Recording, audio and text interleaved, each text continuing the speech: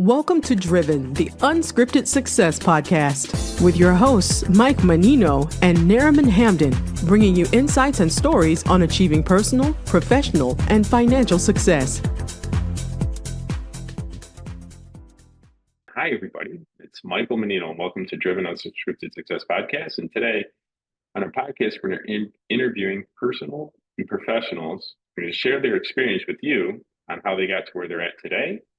And zooming from the beautiful island of Oceanside, California, this is Dr. Megan. And help me pronounce your last name again. McCullough, Johnson McCullough. McCullough. Johnson. Oh yeah, Megan Johnson McCullough. Hey, Dr. Megan, do me a favor. Tell everybody about yourself and what you do. And it sounds like you're a busy girl. Sure thing. Well, first of all, thanks for having me as a guest today. So I own a fitness studio in Oceanside, California. I've actually had it for 15 years now. It's called Everybody's Fit. And I train with everything from the general population to persons with medical conditions such as Parkinson's or cancer, or even people training for like a bodybuilding competition. So I do a lot of specializations in like women's fitness and menopause, all of that. So it's not just like a generalized weight loss. Like that's a great goal too that I help people with, but I've got a whole spectrum of helping others. And I also own an outpatient addiction treatment center, and it's called Mindful Bodies Recovery. And we help persons with substance abuse addictions in an outpatient setting. So they might come for 3 to 6 hours a day, depending on the severity of their condition. That's what I do every single day. Those are my two tasks. And then I'm also a professional natural bodybuilder. So I have a competition next weekend. And then I go for Team USA. I go to Bali in June. So those are some exciting things coming up. And lastly, I've written quite a few books. So that's pretty much a summary of myself. How many books have you written? 11. Oh my God. Yeah. That is awesome. That is very awesome. I don't know if I've read 11 books and you're writing them out of the backyard. That's insane. Here, give me just a sec. Here, you're gonna have to edit this. She's crazy.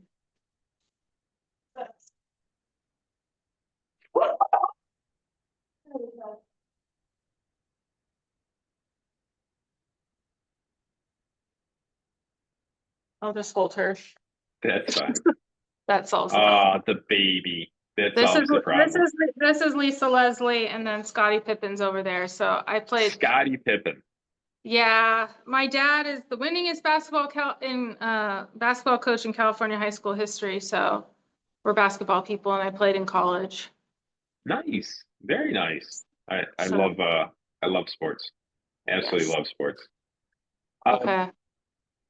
It's I like to talk about competition, but there's a lot of competition in your space and in your business. Wondering what sets you apart. What comes easy to you that other people find challenging? Well, I think that one of the things that like the stereotypical trainer, right, might be in a big box gym or meet you at the park type situation. But because I'm a medical fitness trainer, I have my own space. And so oftentimes people can come to me with, their conditions and feel comfortable working with someone who has experience and education to be able to help their individualized needs.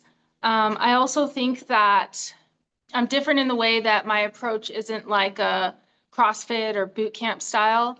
I think there's not a one size fits all.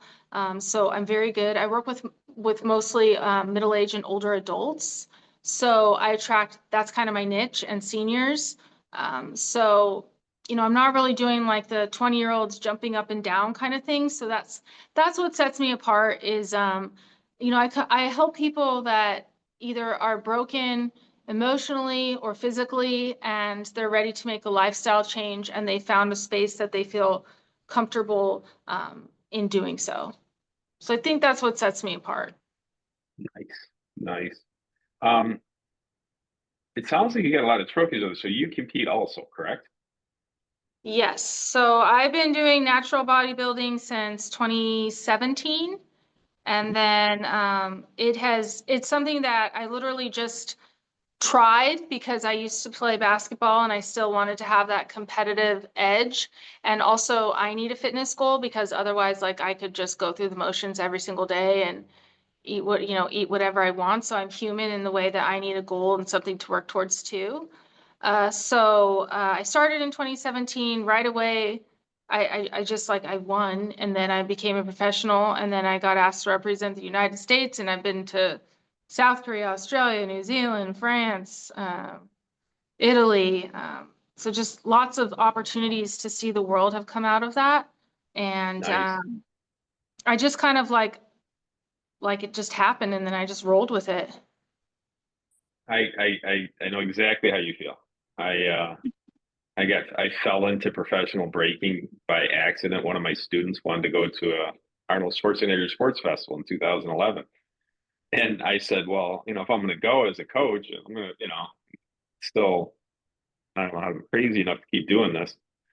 And I said, I'm going to try something. I saw breaking. I'm like, let me try it out. And I got first Mhm. and second. And then the pile of broken bricks was there. And I was talking to the guy and I said, hey, when's your next event that you're officiating? He goes, the US Open. I go, how do you qualify? And he looks at my bricks, he looks at me and he goes, you just did. So That's it was awesome. like you, it was an accident and I won and I just kept going with it. So I know exactly how you feel in the competitive spirit. That's the best. I can't even explain it to people, but I think you fully understand what I'm talking about. Yes. So, and you could help. I wish I was close to you. I would come over and try and show you have you help me out with what functional exercises could I do to break bricks. It, if You can do someone's online training. I have lots of clients who do FaceTime and video from all over, even Dubai, really Texas. Yeah, Dubai, Texas. Um, nice, oh, and that was kind of a silver lining blessing that came out of COVID because before I never did like video clients and then I mm, had to go all online during the shutdown and then it just kind of became something where I'm helping someone out and my sister lives in Idaho and she'd like to work with you and then we do the video. So it's worked really well and it's like it's very cool because like my best friend from elementary school lives in Texas now. I get to help her. So it's nice. opened up, and it just feels like, you're in the room right with me. So I like that as well. So I've kind of reached a whole new audience with that technology. Well, the U.S. Open's coming up July, so I might want to talk to you about that. So, if someone's listening to us right now and wants to Mhm. get better at what you do, what tips and tricks would you give them? What suggestions would you give them? To get better at anything in life or like physical fitness. Physical fitness. All right. I think that having structure is very important. So you make a plan for yourself to either, work out, let's say 3 or 4 days a week, Mhm. and that you say that's the number that you're going to make. I always say you need to be flexible in those times and days. You just have 7 days to complete it because meetings and appointments and responsibilities come up. So if you tell yourself, I'm going to work out Monday, Wednesday, Friday, 8:30, and then you're not able to do it, one time during the week, you automatically think that you're failing, and that's not true. You can do it a different time. And you might tell yourself, I prefer to work out in the morning. Well, we all prefer a lot of things in life, but sometimes you have to make adjustments. So I would say being flexible in that way, but making an all-encompassing goal for the number of times you're going to work out. And then the quality, so quantity and quality is important. So you might find someone like myself to help you, because if you're going to put the Mhm. time in it, you might as well do something that's worth your time instead of kind of, guessing and choosing and picking some TikTok, because again, not one size fits all. So you need to do something that's specific to you and your goals. And I would say that you need to approach it as a journey, as a lifestyle change, not something that you're going to do for 30 days. You want to pick something, a style, and an approach that you can stay with and that's sustainable. And that goes for your nutrition too. So a diet doesn't mean what you can and cannot eat. A diet is just what you are eating. So you don't have to think of it that way. You can think of it just as your nutrition and how you fuel your body. So you have to kind of change your mindset on that. Probably those That's true. things. I can testify to that because in the open, when I went to the open, I noticed that when I had a trainer, one year I got four first place trophies. And then one year I didn't have a trainer. I thought I had it, and I got nothing. So Yeah.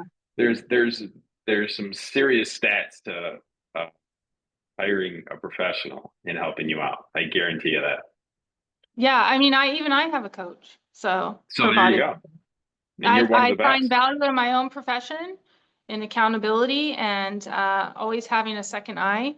And my dad was a coach my whole life, so I like having a coach. I like being, and there's something also to the fact that all you have to do is show up and somebody else tells you what to do. That's kind of nice as well. And there's that, level of accountability that someone is at an appointment waiting for you and that you've also paid for it and that you need to be there. There's a lot to paying for it. I used to teach martial arts to my son's friends for free, and then they did pretty good, but they never stuck with it. So there's something to be said for paying for it. Yes. So what everybody's had challenges in their career? What is one of the biggest ones you had to overcome? I think that with my fitness business is my bread and butter, right? So when you own your own business and you're an entrepreneur, oftentimes people say, oh, well, you get to make your own schedule. That's not really true. I work from 6:30 in the morning till 7:15, 30 at night, Monday through Friday, and Saturdays and Sundays, I work till 4, So my days are long. I love what I do, so I don't complain about that. But when I look at maybe what my original plan was to be a high school coach and PE teacher, and I would have worked from, 7 to 2 and had summers off, right? But this is a lot more rewarding for me, right? So it's kind of wrapping your head around the way that you earn money and that, and you learn over the years that your time is valuable. And the most challenging part would be like the recovery center that I purchased in 2023 that, it's interesting because it helps people with their mental health and, substance abuse treatment. But for a time, it broke apart my mental health because I just wasn't used to, I don't like losing. And making something profitable is a challenge, and having staff is a challenge. All great people, but I've never had a staff before. It's always just been me, right? I have my own studio and I do everything. And so just understanding that there's a payroll, and whether I get paid or not doesn't matter. They have to be met, and I have to take care of my team first. So that's kind of a whole different level of entrepreneurship that like I never thought existed. So that's probably the most challenging part. And my husband is at a golf tournament right now for mental health suicide prevention, and that's why I have to have these pugs with me right now. That's completely Otherwise, they would not be here. They are the mascots, but they only work half days. They only work half days. I like that. They only work half days. Well, it sounds like things are going well for you. And yeah, I understand the entrepreneurship, everybody goes, you get paid so much money. I'm like, no, I get paid last. And that's what they mostly don't understand. Sounds like things are going. And that like, that oftentimes when you're in you work for someone else or some sort of corporate job, right? Things can take place, but you're still going to get your paycheck anyways. And so that's not the same when it comes to the influx of clients and things like that. And I'm in a much healthier space too, where like if someone doesn't continue for whatever reason, then instead of worrying about, oh, am I going to replace this client or, the monetary loss, I honestly now I just say, hey, God, who do I get to help next? and Right. then he always provides. So I'm just in a lot better place with all of that, because I used to, before COVID, before my business was shut, I used to look at like number for number. And then when everything was taken away, I just thought, you know what, I'm not going to do that to myself anymore.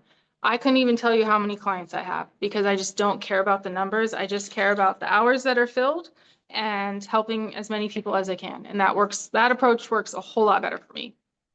It works better for everybody. Everybody said I have several businesses, and if you just take care of the clients will take care of you. It's really that simple, Yeah. right? I mean, you've seen it over and over again. And then the one stat that I always repeat over and over again, so excuse my audience because I've said this before, is that if you make one person happy, one client happy, they'll tell three people. If you make one client upset, they'll tell seven. Mm-hmm. So I did a good job, almost zero advertising in all my businesses, and just help people out. And it's just where it overflows. I agree with you wholeheartedly. It sounds like Yep. things are going pretty good for your business, and looking forward to the future. We're as entrepreneurs who learn how to create money. Do you have any tips and tricks on how to create passive income after you make the money? Well, that's the intention of the treatment center. Okay, there you go. That's your That one, there is something to be said about there's nothing wrong with wanting to help a lot of people and make money at the same time, makes money in doing so, right? So Yep, I'm that's changing 100%. lives and saving lives. So that would be, an investment that I've made, that one day I won't be working all these long hours. Instead, I can cut back and have passive income. So trying to set myself up for kind of like an exit strategy, right? To be able to do that, but still have something that gives me purpose in every day. So that I never necessarily have to like just call it quits and retire, but I'm the kind of person that like I need a reason to wake up. So Yes, everybody needs a purpose. that Everybody was needs a purpose. that's what I'm Throw your looking for. throw your feet on the floor. You got to be a reason. Yep. Real quick, this is kind of off topic. What about what is the key to recovery centers? What is the key for people recovering from any kind of addiction? Sure. So what makes Mindful Bodies Recovery a special entity is because we offer dual diagnosis. So we don't just treat the addiction component, we treat the mental health. So in dual diagnosis, that means we're addressing the underlying issue.